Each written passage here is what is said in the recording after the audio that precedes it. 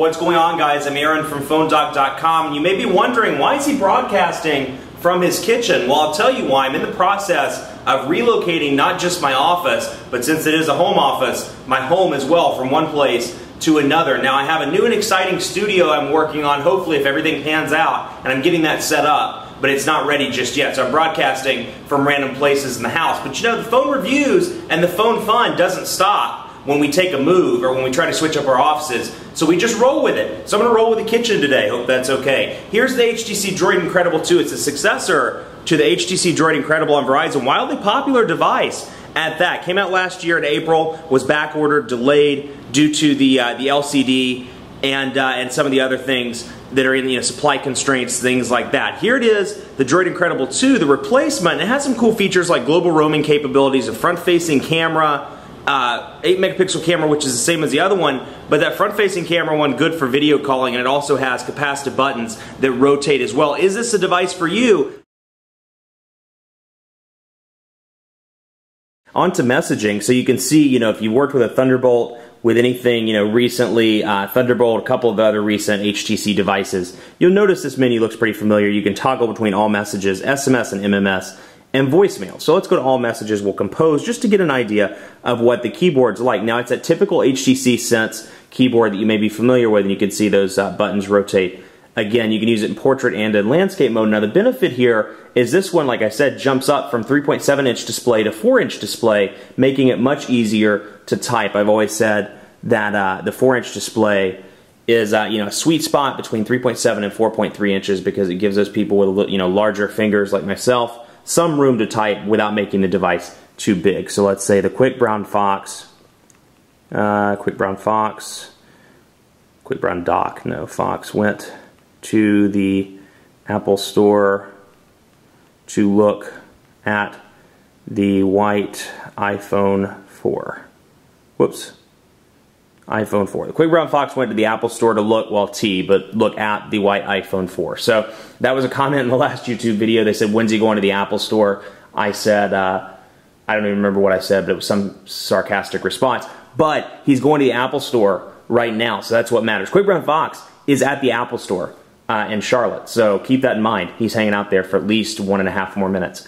So you can see, very easy to type on, 4-inch display, a nice upgrade from 3.7, but not too large. It's still a device that fits comfortably in the hand. So that said, let's go into messaging, or market rather, and take a look, excuse me, and see the improvements there. Now, if you've had an Android device, you're like, this is the same thing you cover in all your videos, but I really want to show this to people because the Incredible is a nice migration device to me, a device that would bring people from iOS over to Android, or from WebOS over to Android. And that, keeping that group in mind, that demographic in mind, they need to see all the features this device has to offer. So you can see the Android market, the carousel up here that's displaying popular applications. They've updated this relatively recently and made it much more user-friendly to compete with Apple's App Store. So it's a nice application market, and it has a couple of cool features like the ability to allow automatic app updating. So you can check that, and whenever you get an app update, it doesn't bother you with a large, like big 1 or 2 or 3, depending on how many apps you have to update,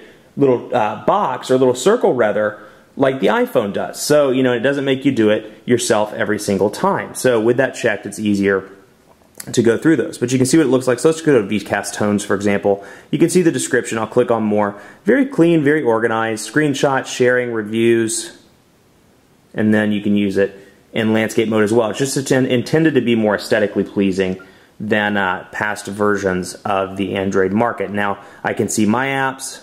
I can go in here, see which ones I have installed. And I go to battery life, for example, and we're going to allow automatic updating. So that's how it is done there. Let's go into, actually a couple more things I want to show you on this device. So let's do a quick jump into Gmail just to show it off. Won't spend a lot of time on it, but here's the new Gmail interface. It's been around for a couple months, and you get these, a couple of new features, most notably, in my opinion, the ability to keep the header at the top of the email. So let's go back from that. Let's go to Blur, for example.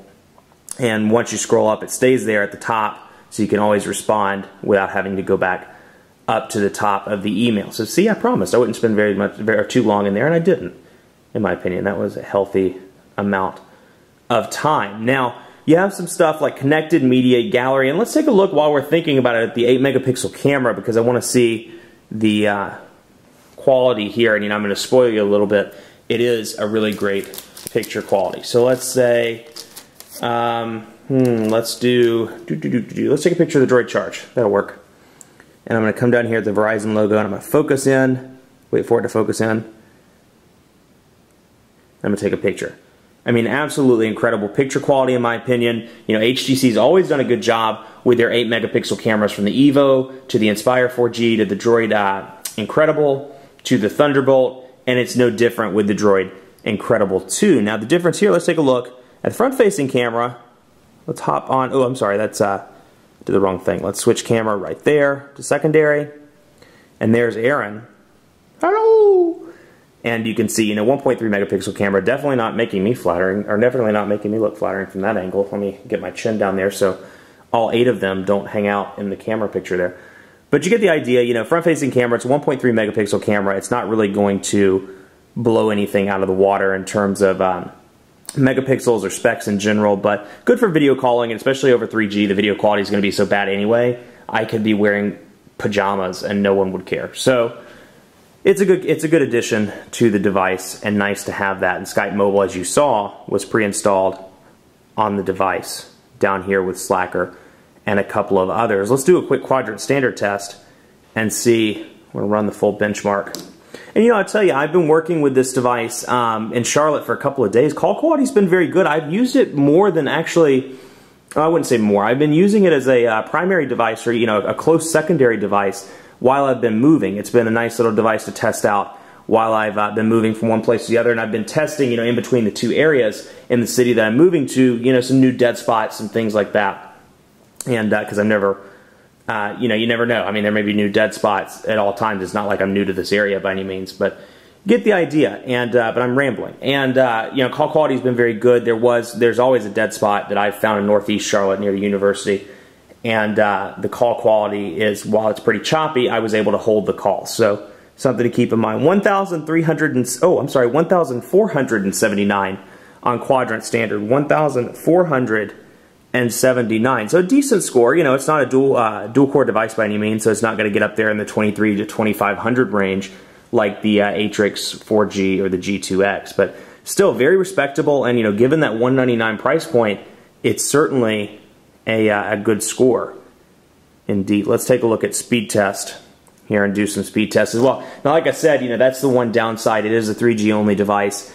And, if Verizon was charging extra for their 4G, I'd say, well, think about it. But right now, at least, they're not. The data plan is the same. You do have to pay more for the device up front, but the data plan is still the same. My idea, future-proof yourself, or at least future-proof yourself for the next 3 weeks, the way cell phones come out, as you know.